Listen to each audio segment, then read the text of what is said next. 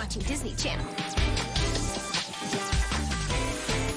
Looking good. Hey, hey, hey. I'm back again. What? Okay, girl. Aujourd'hui, on va parler de Zendaya, cette petite qui a grandi sous nos yeux et qui aujourd'hui compte parmi les plus grands de ce monde. J'ai sorti cette petite alors qu'on a littéralement un jour d'écart dans notre date de naissance, mais ce n'est qu'un détail. Zendaya est passée d'enfant star à icône à la sueur de son front sans faire n'importe quoi. À travers ses rôles, son sens de la mode, ses prises de position et même sa musique, elle a su gérer d'une main de maître sa carrière. Et à son jeune âge, elle peut déjà être considérée comme une icône. C'est pourquoi c'est avec plaisir que je vais te raconter son histoire. Je suis Tendo et je suis là pour te conter l'histoire de tous ceux qui brillent. Let's go!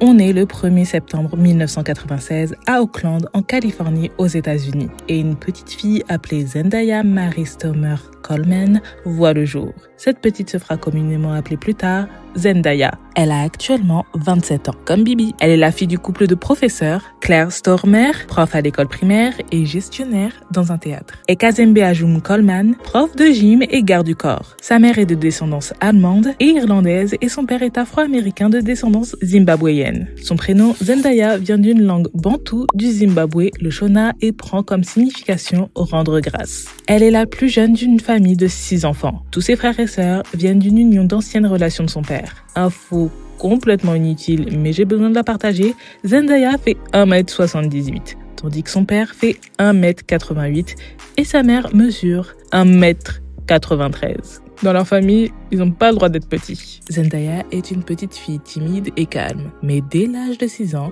elle fait ses débuts sur scène lorsqu'elle performe dans la pièce de théâtre de son école lors du mois de l'histoire des Noirs. Pendant l'été, souvent elle n'hésitait pas à accompagner sa mère qui travaillait dans un théâtre. Elle fut émerveillée par les performances qui se déroulaient là-bas. Elle voulait faire comme eux et jouer la comédie sera dorénavant son rêve. À l'âge de 8 ans, elle apprend à danser en rejoignant un groupe de danse hip-hop pendant 3 ans et elle apprend à danser le hula pendant 2 ans. Elle intègre ensuite un collège et lycée aux States, c'est les deux en même temps, spécialisé dans les arts, Oakland School for the Arts. Car madame sait ce qu'elle veut faire de sa vie et va tout faire pour y arriver dès le plus jeune âge, tout en ayant l'approbation et le soutien de ses parents. Tout en étant à l'école, elle jouera dans plusieurs pièces de théâtre de sa ville ou de sa région. En voyant l'énorme potentiel de leur fille, elle n'a pourtant que 13-14 ans, ses parents décident d'encore plus croire en elle. Ils prennent la décision de déménager en 2009 à Los Angeles pour que Zendaya tente sa chance à Hollywood.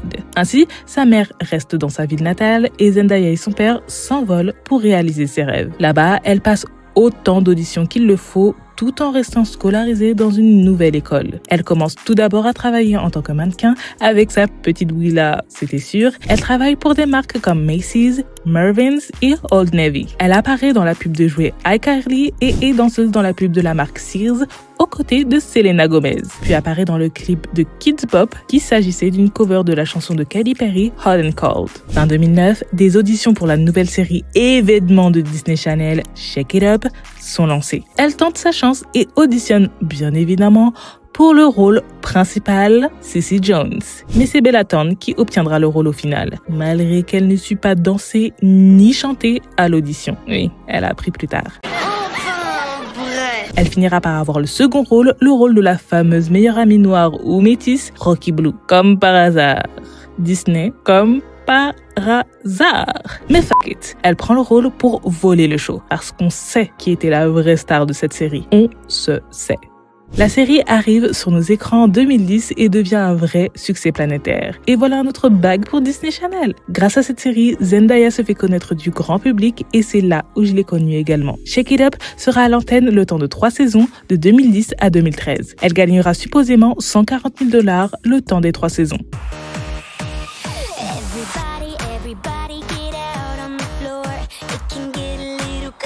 À l'écran, les deux stars du show, Bella et Zendaya, jouaient des meilleures amies. Mais loin des plateaux, l'ambiance entre elles, ce n'était pas trop ça. Lors de la première saison, la prod a adoré les mettre en compétition. Je ne sais vraiment pas pourquoi, mais bon. Finalement, les deux arrivèrent à passer outre et les tensions seront vite dissipées à partir du tournage de la deuxième saison. En 2011, elle balance sur nous son premier single ever, ce bop-là. Swag it out, I'm gonna swag it out. Oui, je peux mettre des extraits, mais je choisis de te déranger. Non, je déconne. Swag it out, I'm gonna swag it out. Et oui, j'étais clairement sa cible, I'm not gonna lie here. Puis sort avec Bella Thorne le single promotionnel Watch Me qui se place à la 86e place du Billboard Hot 100.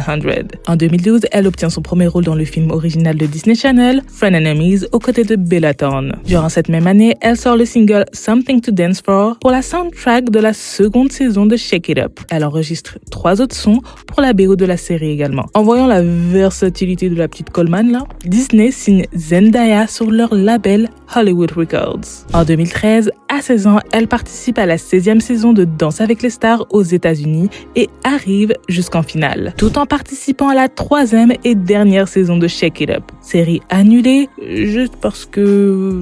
voilà quoi... En vrai, Disney ne voulait pas dévoiler les vraies raisons du pourquoi du comment, mais annonce qu'il préfère arrêter pendant que la série est à son prime. Weird venant de Disney, mais ok, sage décision. En juillet 2013, elle sort Replay. Yeah, non. Je ne vais pas commencer, pardon.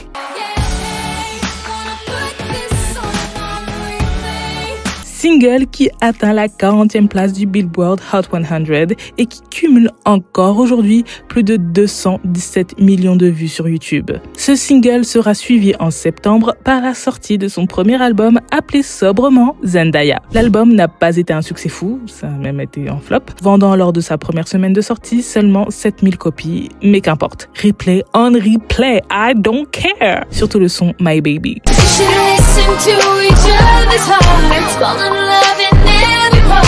En 2014, elle est juge invitée dans un épisode de l'émission Project Runway, Under the Gun, une émission de télé-réalité américaine tournée vers la mode. Elle obtient le rôle principal dans un autre film Disney Channel Zapped et le rôle d'Alia pour son biopic, mais le film de Wendy Williams ne verra jamais le jour. Zendaya avait déjà abandonné le projet avant même que le projet soit abandonné, dû à la manière indélicate de gérer la situation avec les droits des chansons et aussi dû au fait que la famille d'Alia ne participait aucunement au projet. I feel like it was being rushed and I feel like production just wasn't there, and I feel like I have too much respect and love for Aaliyah as a person to do anything less than for her, and I feel like if I'm gonna do something, it has to be done 120% right, you know, and I love her and I can't wait to portray her another time when it's right and when the project I feel like is 100%. Donc par respect pour eux et pas pour les haters qui voulaient pas qu'elle ait le rôle, elle a abandonné le projet. Après le film Zapped, Zendaya était sur le point de partir de l'écurie Disney. Cependant, la firme ne voulait pas voir partir un talent comme elle. Disney lui propose le rôle principal dans une série en développement appelée Super Awesome Katie. Pour que la collaboration se fasse, Zendaya a posé ses conditions sur la table et devient productrice pour la nouvelle série, afin d'apporter quelques petits tiny changements. Déjà le prénom Katie là, bye. Casey, c'est mieux. Puis, il faut que ça soit une famille noire à l'écran. Et pas de chant ni de danse, c'est bon, on est fatigué. Zendaya veut découper des gens à l'écran. Merci. Oui, par ces changements minimes mais remplis de sens, elle voulait déjà apporter de la diversité et montrer aux nombreuses jeunes filles qui la regardent qu'il n'y a pas que le chant et la danse, mais le karaté. Enfin, d'autres choses dans la vie, quoi. Ainsi, Casey Undercover arrive sur nos écrans en 2015 pour 3 saisons. En plus de son emploi du temps de fou malade, elle prend le temps d'avoir son bac en 2015.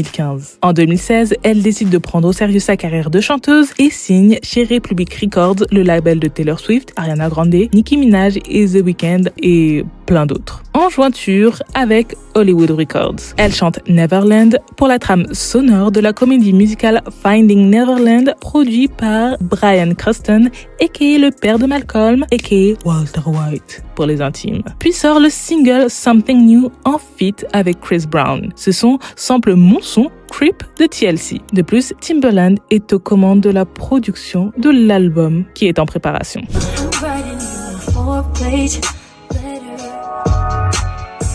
bags are at the door. The Uber's on its way. Pour cette era, elle fait même une prestation avec Mario en chantant son tube Let Me Love You sur la chaîne américaine ABC.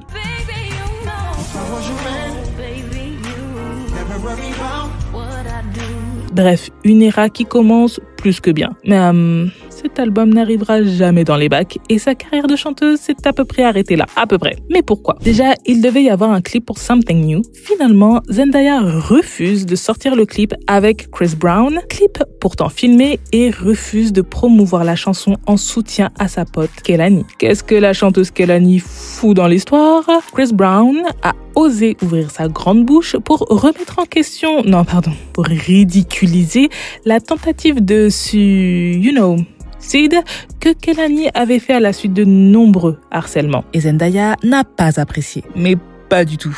Elle s'est dit en voyant ça, mais c'est un malade celui-ci. Enfin, probablement un truc dans le genre. Tout ça s'est passé juste quelques semaines après avoir lancé le single. La maison de disques de Zendaya n'apprécie pas le move parce qu'ils ont investi dans la petite et arrêtera complètement d'investir en elle. Pour la deuxième fois dans sa carrière, Zendaya nous montre la qualité de sa conscience professionnelle et en plus, madame est loyale. You and me, we're gonna ride. Du coup, elle a arrêté la musique car finalement, cette industrie ne lui plaisait plus tant que ça. Et aussi à cause de son mauvais contrat. En août 2016, elle apparaît dans le clip de Bruno Mars pour la chanson Versace on the Floor. Car elle devait le faire, littéralement. C'est elle qui le dit. Et apparaît en tant que juge invité pour la finale de la 15e saison de Project Runaway. Fin 2016, sa carrière musicale morte et enterrée, Zendaya prend ça comme un signe évident de rester dans l'acting. Là où elle est douée également. Elle a voulu essayer, ça a raté, it's okay. Elle a encore sa série Casey Undercover et reste en très bon terme avec Disney car elle n'a pas eu besoin de faire n'importe quoi pour casser son image. Mais elle souhaite faire évoluer son image car la petite Zendaya n'est plus petite que ça. En 2016, elle a 20 ans et c'est une femme maintenant. Elle souhaite être prise au sérieux. Mais comment faire?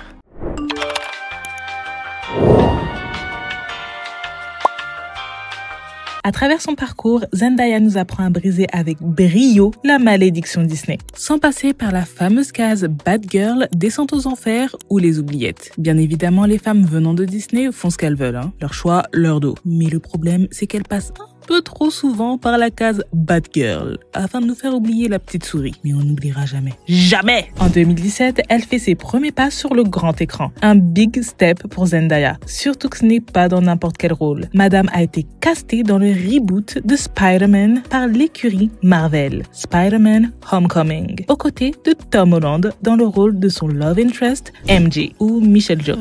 Un perso bizarre et sombre et que perso, elle adore et que j'adore. Car ça change. Bon, les haters n'ont pas adoré comme d'hab, parce que le racisme, I guess. Pourtant, Zendaya a fait le taf. Et Marvel aussi. Bon, ils font plus trop le taf en ce moment, mais Marvel aussi, Le film a été un véritable succès, atteignant un box-office de plus de 800 millions de dollars. Toujours en 2017, elle reste sur le grand écran pour notre plus grand plaisir, aux côtés de Zac Efron et Hugh Jackman, dans le film The Greatest Showman. Alors, comment j'adore ce film. C'est pas le film le plus extraordinaire, mais il a réussi à toucher mon cœur, grâce à sa BO surtout. Et dans sa BO, on retrouve qui? Notre go, Zendaya. Et Zac Efron et les autres, mais Zendaya surtout.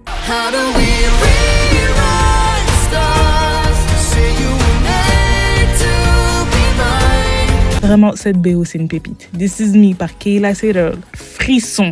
Rewrite the Stars. Frisson. Bref, je vais de ce pas regarder ce film. Ce film fut un succès mérité et a engendré plus de 430 millions de dollars au box-office. En 2018, elle prête sa voix dans le film d'animation Yeti ou Smallfoot et participe également à la BO du film. Bon, j'ai littéralement menti quand j'ai dit que sa carrière musicale était terminée, car elle continue tout de même de pousser la chansonnette dès qu'elle peut, car elle adore ça. Et on adore aussi ma belle. Keep up the good work. En 2019, elle commence à jouer dans la série dramatique et événement de HBO Euphoria, une adaptation d'une série israélienne du même nom. Cette nouvelle série est réalisée par Sam Levinson et produit par Drake et Zendaya à partir de la seconde saison, entre autres. Cette série est clairement un phénomène de par son cast impeccable, repose en paix Angus Cloud, de par l'esthétisme, de par son côté très cru et mature et de par sa BO. BO réalisée par le génialissime Lambranth. De plus, on retrouve Zendaya qui interprète les tout doux titres comme All For Us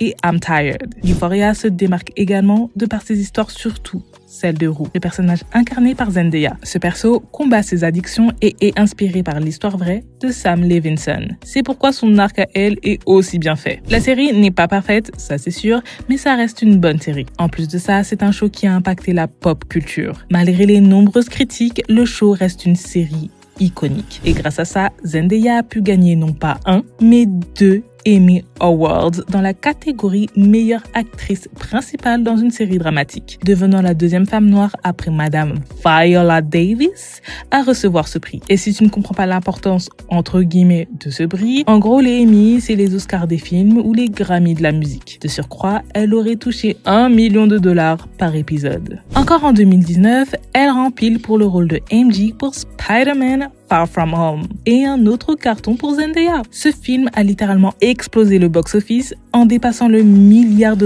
en termes de recettes et atteignant la 4e place sur la liste des plus gros succès de cette année. En 2021, en pleine pan, d'Emmy, due à la chose là, elle partage l'affiche avec John David Washington pour le film Malcolm and Mary, sorti sur Netflix. Film réalisé par Sam Levinson et on retrouve les 2 stars du film à la production. Ce film est un peu spécial car unique en son genre. Il n'y a que 2 persos dans tout le long métrage, dans un seul lieu, tout ça en noir et blanc. Cependant, c'est un autre film qui permet de montrer la versatilité du jeu d'acteur de Zendaya. Elle y joue la fiancée d'un réalisateur qui a oublié de la remercier lors de l'avant-première de son dernier film et de là, une dispute éclate. Un film qui a reçu beaucoup de bonnes critiques mais n'a pas été un succès de fou malade non plus. On reste en 2021 où elle prête une nouvelle fois sa voix pour un film mi-animation, mi-réalité. I guess. Space Jam A New Legacy du réalisateur Ryan Coogler. On lui doit Black Panther notamment. Elle campe le rôle de Lola Bunny, voulant absolument travailler avec Ryan Coogler et étant fan du premier Space Jam, elle accepte évidemment la proposition.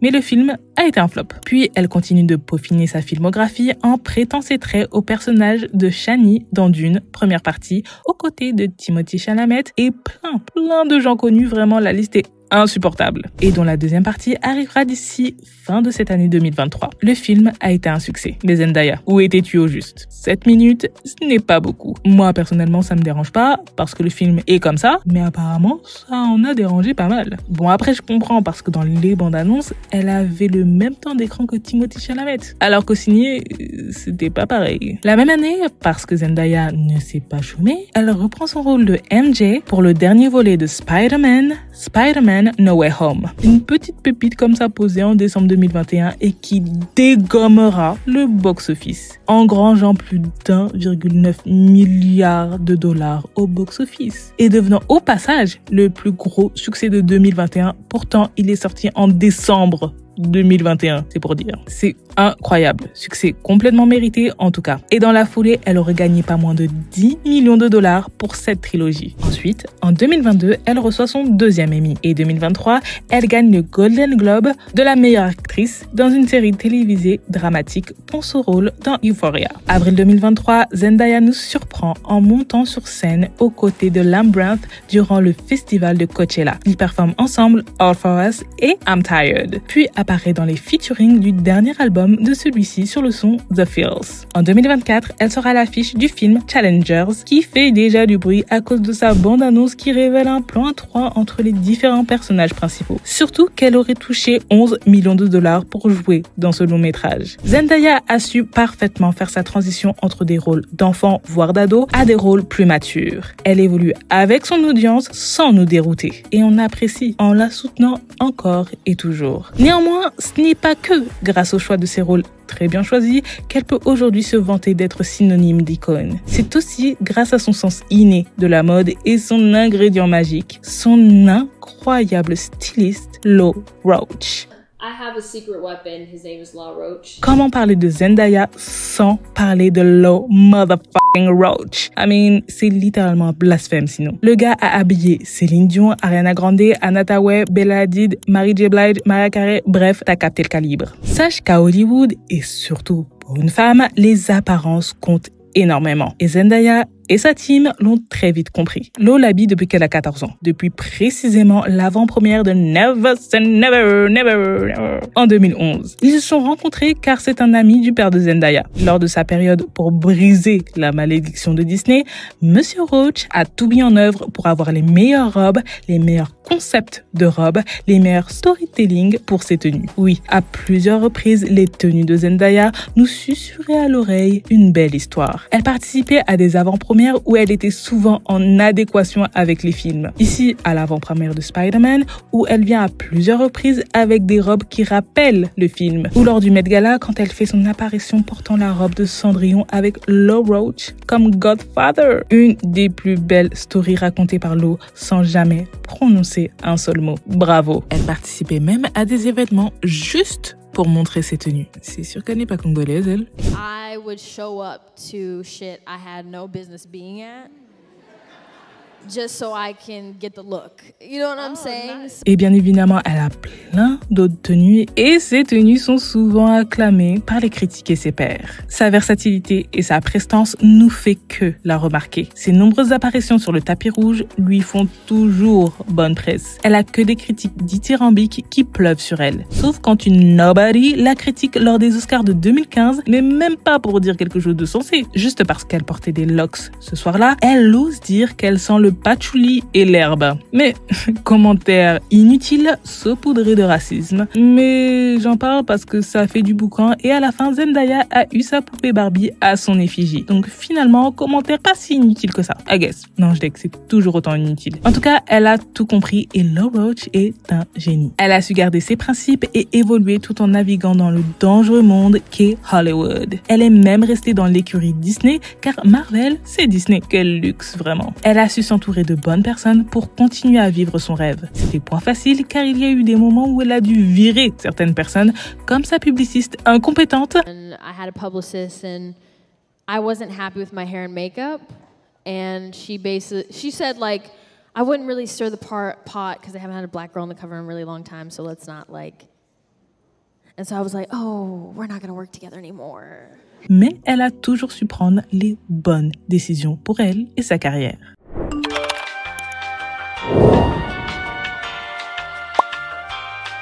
Zendaya a été ambassadrice de plusieurs grandes marques au fil des années, comme Beats by Dre, Material Girl, CoverGirl, Lancôme, Bulgari, Valentino, Glasso Smart Water, Tommy Hilfiger et plus récemment Louis Vuitton. Elle a pu également défiler pour Michael Kors et Dolce Gabbana. En 2015, elle a même sorti sa propre collection de chaussures et de talons nommée Daya by Zendaya. Daya, c'est son surnom depuis qu'elle est petite. Puis en 2016, Daya by Zendaya étend son panel de produits en proposant des vêtements unisexe, mais décide de fermer les portes de cette entreprise car la société avec qui elle était en collaboration l'a mis dans la sauce. Beaucoup de gens se plaignaient en ligne, prétextant qu'ils n'avaient jamais reçu leur commande. En plus de ça, le service client était injoignable. Ayant vent de tout ce merdier, Zendaya décide d'arrêter l'aventure Daya x Zendaya, car elle n'a pas le temps pour ce merdier, et fera tout son possible pour dédommager les nombreux clients qui n'ont jamais reçu leur commande. Octobre 2018, tout en étant ambassadrice de Tommy Hilfiger, elle co-design avec Law Roach, bien évidemment, une collection capsule avec la marque Zendaya x Tommy, collection fortement inspirée des 70s et acclamée par les critiques du fait des mannequins très divers et variés. Et je t'ai pas dit, elle a même écrit un livre, Entre toi et moi, comment faire face à l'adolescence avec style et confiance. Bon, c'est un livre pour ados, mais ça reste un flex à ajouter dans son CV. Et ça prouve aussi que depuis toujours, la mode l'a été à gagner en confiance. Avec un tel palmarès, Madame a évidemment fait la une des magazines tous les 4 matins. Souvent accompagnée de Law Roach. En 2021, elle gagne bien évidemment un Fashion Icon Award de la part du Council of Fashion Designers of America, CFDA, prix précédemment reçu par Rihanna, Pharrell Williams et plein d'autres personnes qui s'habillent bien. Par ailleurs, Zendaya a aussi le cœur sur la main. Elle participe à plusieurs campagnes de dons contre le sida, contre la faim dans le monde et pour différents orphelinat. Pendant le tournage du film Malcolm and Marie, Zendaya décide de faire quelque chose d'assez extraordinaire dans le monde du ciné. Elle fait en sorte que tous les membres participant à l'élaboration du film aient des parts du film. Comme ça, dès que le film sera vendu, ils pourront aussi profiter de cette vente. Netflix a ainsi acheté le film pour 30 millions de dollars. Ainsi, tout le monde a pu profiter de ces 30 millions de dollars. Franchement, je suis agréablement surprise de ce geste, surtout quand on voit aujourd'hui comment les travailleurs d'Hollywood souffrent. C'est vraiment un système qui doit être de plus en plus mis en place. Pour couronner le tout, elle décide qu'une partie des bénéfices de ce film soit partagée à une association pour lutter contre la faim aux États-Unis. Queen Move. Zendaya est aussi une féministe et se bat contre le racisme et le colorisme. Par exemple, elle n'auditionne pas pour des rôles qui sont destinés à des femmes foncées car elle sait pertinemment quelle est la version acceptable d'une femme noire à Hollywood et veut changer ça. Elle sait qu'elle est privilégiée de par le fait qu'elle soit une femme noire métisse à la peau claire. Zendaya, c'est quelqu'un. Elle aurait très bien pu se taire et profiter en silence comme Zoé Saldana, mais c'est pas son genre. C'est pour ça qu'on l'adore. Non. On n'adore que Dieu ici. J'aimerais dire j'adore, mais on adore que Dieu. C'est pour ça qu'on l'apprécie bien comme il faut. Elle a un excellent capital sympathie, même à travers ses réseaux sociaux, quand elle postait ses playbacks ou quand elle postait ses outfits pendant son era swag/Tumblr. Les gens adoraient parce qu'elle nous montrait qu'elle est une personne comme les autres. Certes avec quelques millions en plus de différence, mais tout de même. Elle faisait des lives avec Michelle Obama et est apparue dans le clip All Night de la Queen Beyoncé. Elle n'a point peur du ridicule en participant au show Lip Sync Battle avec des prestations comme celle-ci ou celle-ci. Alors attends, j'ai parlé de son enfance, de comment elle a brisé la malédiction Disney, de ses activités diverses et variées. Il manque quelque chose, non? Ah oui, ses amours.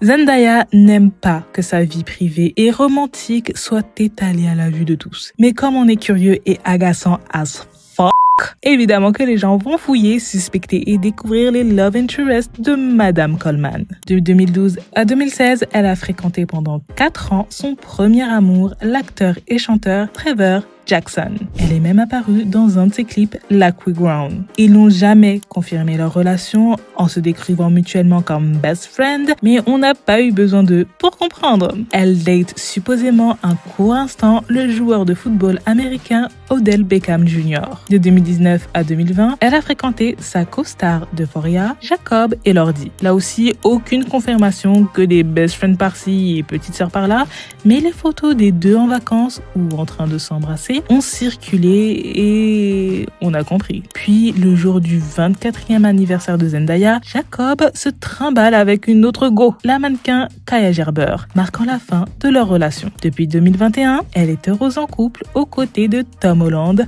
sa co-star de la trilogie Spider-Man. Là aussi, aucun des deux ne voulait assumer leur relation en se qualifiant mutuellement de BFF.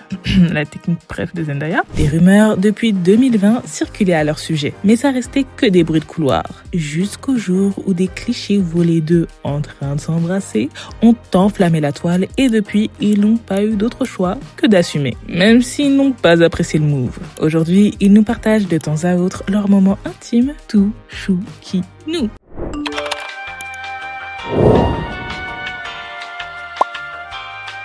Pour conclure, Zendaya, respect. Que dire à part respect, vu que j'ai déjà tout dit à son sujet. Voilà, c'est la fin. Like et abonne-toi, enfin, si tu veux, et parle-moi de Zendaya dans les commentaires. Et dis-moi ce que tu penses de son parcours, ou dis-moi quelque chose que je ne sais pas sur Zendaya. C'est toujours bon à savoir. Je te fais tout plein de besos. Cordialement, Tendo.